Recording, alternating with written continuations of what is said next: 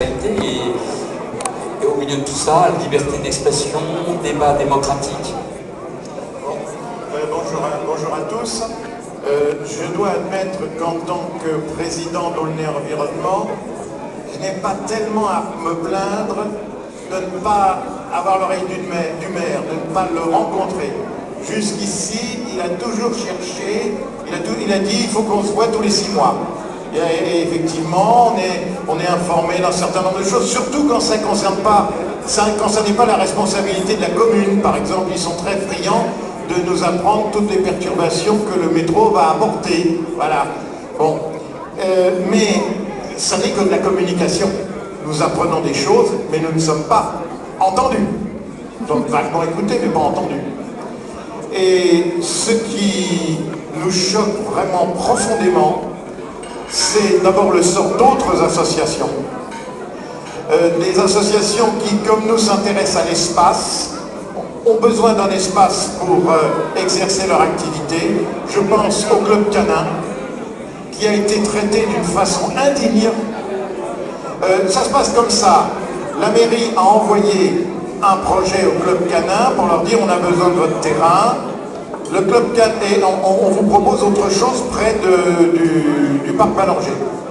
Le président du Club Canin dit bon, envoie un dossier très documenté en disant voilà, c'est bien joli, mais on a besoin de plus d'espace parce qu'on a telle et telle activité avec les chiens. Et si vous pouviez nous donner la petite bande là, tout autour, ça pourrait aller. Il n'y a jamais eu de réponse.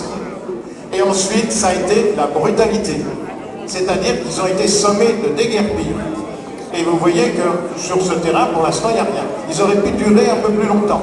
C'est un club qui avait 400 adhérents, qui était visible de l'autoroute, le Club Canin, c'est l'éducation des maîtres des chiens en même temps que des chiens. C'est un travail citoyen très important et nous nous plaignons du comportement des propriétaires de chiens qui laissent des déjections partout. Hein. Si tout le monde allait dans ces clubs et apprenait comment se servir vivre avec un chien, on n'en serait pas là. Ça c'est le Club Canin. Et l'Office du tourisme, ça a été un scandale, c'est un scandale absolu. L'Office du tourisme, c'était une association fondée sous l'ancienne équipe. Et c'était un groupe de personnes investies, profondément investies pour faire connaître la commune, pour créer des animations dans la commune. Du jour au lendemain, comme c'était dans les statuts indiqué, comme il était indiqué dans les statuts que des membres de la municipalité faisaient partie du conseil d'administration, du jour au lendemain, ils ont démissionné et de ce fait, l'association a été dissoute. La présidente de l'association n'a jamais été reçue par le maire et on lui a communiqué la décision par courrier le matin même du conseil municipal qui annonçait la dissolution de l'association. Maintenant, ce conseil, ce syndicat d'initiative est repris par la mairie, et tout ce qu'ils avaient prévu comme projet est tombé à l'eau, et réparti entre différents services, c'est-à-dire qu'on est dans l'administratif et il n'y a plus aucun dynamisme associatif. La valeur de cette association, simplement parce qu'elle avait été fondée par la précédente municipalité, a été niée. Il y a dans le comportement de cette équipe quelque chose de sectaire qui est insupportable. Moi, avec mon association, je n'ai pas encore à m'en plaindre. Néanmoins, on nous accuse dans un communiqué du directeur des services d'être insolent. D'être incorrect. Bon, ça ne tient évidemment pas debout. Simplement, nous réagissons. Et on peut dire que le maire est un grand communicant, il a un sourire magnifique. Hein, ça, on a gagné, il a un plus beau sourire que M. Segura, c'est clair. Hein, bon. Mais ces services de communication sont totalement nuls. Un des meilleurs exemples, qui est un autre scandale, il parle de l'aménagement de la place Camélina. Je vous invite à venir sur notre stand qui est là-bas au fond. Sur la place, l'ex-place Camélina, aujourd'hui à Brioude, mais pour moi, ça sera toujours la place Camélina, comme pour un certain nombre d'Aulnésiens. Bien sûr. Eh bien, sur le bulletin municipal, à 2 reprises, il publie comme projet pour la place Camélina l'étude faite par un bureau d'études sur la place, qui ne tient pas compte des projets de construction autour. Et vous voyez que sur ce dessin est conçu par quelqu'un d'intelligent qui a regardé la place et qui s'est dit, sous cet angle-là, le monument le plus important, c'est celui de la place de la rue Langevin, qui est un petit joyau de l'art nouveau. Donc on ne met pas d'immeuble plus haut, on met des immeubles en cohérence avec cet immeuble-là. C'est un beau projet. Et c'est ça qui est sans arrêt publié. Or, le maire a quasiment vendu va vendre tout l'espace possible à un promoteur qui n'en a rien à foutre du paysage urbain, qui construit le plus haut possible, qui construit de la pierre de taille alors qu'il n'y a nulle part de la pierre de taille, qui veut faire venir une population ultra aisée dans le quartier. Voilà, ça c'est un extrait, on n'a jamais pu discuter de cette place. Alors ça c'est l'aspect construction, mais évidemment il y a le parking qui est insupportable. Jamais on a pu discuter, là on est dans l'arbitraire. C'est le fait du prince, c'est le projet chéri de notre maire et il n'est pas question de revenir là-dessus. Alors que construire un parking à 2 niveaux, dans une zone où les gares sont régulièrement inondées, construire des gros immeubles avec à côté des maisons qui n'ont certainement pas les fondations assez solides pour supporter tous ces travaux, c'est une sottise dans une place où il y a 1000 enfants qui passent chaque jour. Hein, c'est insupportable. Bon, ça y est, je sens qu'il faut que je laisse un peu la parole aux autres. Non, mais au moins on sent, et Aulnay Environnement a été je crois même l'association, qui a rapidement dit attention, les questions de concertation ne peuvent pas se régler avec la brutalité, les questions d'urbanisme, de vivre l'espace ne peuvent pas se traiter trop rapidement en brutalité et je pense qu'il y a eu une prise de conscience qu'en effet derrière la communication il y avait une absence de démocratie, de liberté et de respect, y compris de parole donnée. Je vais donner la parole donc à Valentin, représentant donc de la Révolution est en marche, petite présentation de l'association et puis ce que vous faites. Donc, bonjour à tous, donc moi je m'appelle Valentin Debon, je suis chargé de communication du mouvement La Révolution est en marche. Mais le micro, comme ça. Ok, pardon. Donc je m'appelle Valentin Brévent, je suis un membre actif et cofondateur du mouvement La Révolution est en marche à Aulnay-sous-Bois. Donc en fait c'est un mouvement associatif qui regroupe une association, un label musical et un label d'édition de bande dessinée. Donc pour le côté associatif, nous mettons en place sur Aulnay-sous-Bois tout simplement un gros projet avec le logement francilien, qui est le bailleur qu'on peut trouver au 3000 et dans les quartiers nord d'Aulnay, et peut-être même ici à Champigny, il me semble. Donc en fait on a mis en place un projet qui est l'échange d'appartements entre voisins. Donc par exemple quelqu'un qui a un F3 et qui voudra un F2, il peut échanger avec quelqu'un qui a un F2 qui a un F3. Donc l'échange se fait en 1 mois seulement, contre 3 ans habituellement en passant par le bailleur. Donc c'est un projet qu'on a réussi à mettre en place avec le logement francilien. Donc un autre gros projet qu'on met sur la ville de Aulnay-sous-Bois, c'est la réhabilitation du Galion dans les quartiers nord de Aulnay-sous-Bois. Donc c'est en fait tout simplement, le Galion c'est une grande part d'immeuble qui est un centre commercial qui est en fait dans les quartiers nord. Et pour l'arrivée du métro, la ligne 16 devant Paris, ils veulent tout simplement le démolir et créer des logements privés qui serviront à attirer des personnes plus riches dans les quartiers et attirer des personnes qui n'ont pas forcément les moyens ailleurs.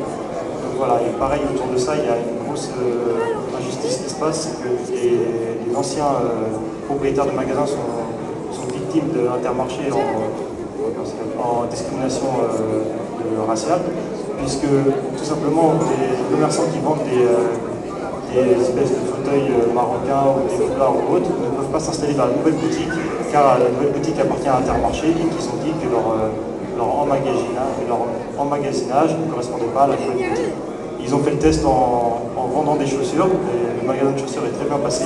Par contre, en proposant leur propre magasin, ils ont dit qu'il y avait plus de place. Donc voilà. Donc on voit bien qu'il y a des... Voilà, c'est ça. voudrais rebondir, parce que finalement... Un petit rebond. Comment? Il y a un petit rebond. Oui, un petit rebond.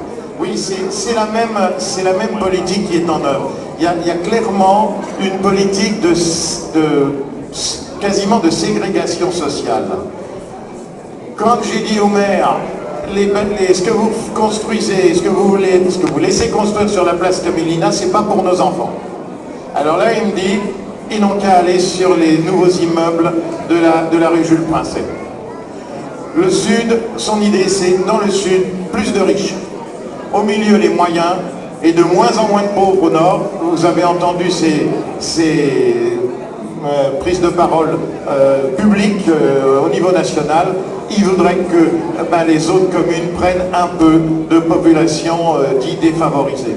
Et je comprends très bien, cette population se sent chassée, et c'est nous, ce que nous voulons, c'est de la mixité à tous les niveaux. Hein, qu'il y ait de la mixité dans le Nord, comme c'était au départ, quand le Gagnon a été construit, il y avait une vraie mixité, qu'il y ait de la mixité dans le Sud, qu'il y ait de la mixité, et qu'il y ait des contacts entre les quartiers. Et c'est pour ça que nous avons beaucoup de sympathie pour votre mouvement. Voilà, exactement. Et par rapport au Gagnon, justement, on a créé un projet qui nous a coûté plus de 5 000 € qui n'a pas été financé par la mairie. Mais la mairie, avec une dizaine d'architectes qui a créé ce projet, donc c'est une maquette à taille réelle, à taille réelle, et une maquette 3D qu'on peut visiter en vision avec un casque de réalité augmentée. Donc la mairie n'a pas souhaité qu'on présente notre projet à la population. Donc en fait, parce que dans notre mouvement, justement, on est pour la conservation de la population, ce qui n'a pas été fait pour la démolition du Galion. Et pour la piscine, par exemple, où là, on a rejoint BMU sur cette action. Et pour le club Cana, où on a travaillé aussi avec l'environnement. Donc, comme il n'y a pas eu de concertation, on a contacté des habitants qui nous aident à rédiger le projet et à proposer leur idée de ce qu'ils voudraient dans le nouveau Galion. Et on pourra ensuite présenter à la population une fois qu'on aura des locaux plus grands pour pouvoir accueillir plus de monde.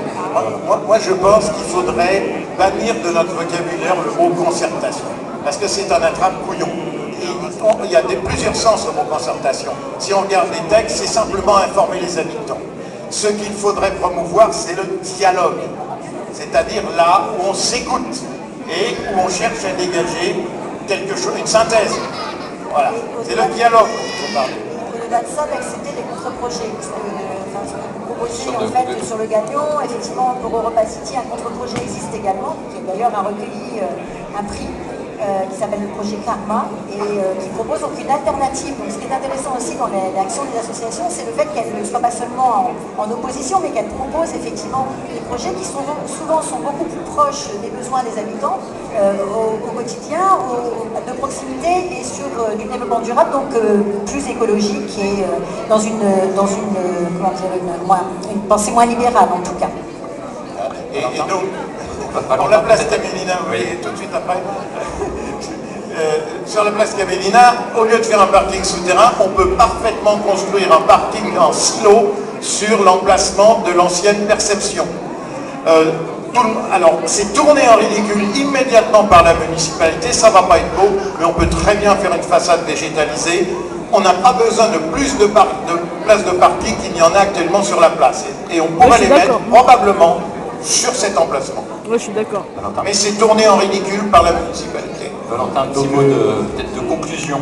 Oui, tu parlais de contre-projet, justement, c'est un peu ça l'idée, c'est qu'en proposant ce contre-projet, tous les habitants peuvent s'impliquer. Par exemple, au départ, on avait présenté un ravalement avec des plantes montantes et tout. Les habitants étaient contre, puisqu'ils ont déjà fait les frais des architectures de ce type autre part au 3000 et qu'ils n'ont pas tellement apprécié d'avoir des bêtes qui montent chez eux. Donc du coup on a annulé ce projet-là et avec les habitants on s'est concerté pour plutôt partir sur un puits de lumière au milieu en coupant le toit du Galion et en plongeant dans toute la longueur. Donc après il y a plusieurs autres projets qui vous pouvez les voir sur notre site, la révolution est en marche.com. Donc au fur et à mesure le projet évolue. Et on organise très souvent des réunions avec les habitants du quartier et les autres habitants d'Aulnay pour se concerter sur le futur de la ville d'Aulnay-sous-Bois. Pardon.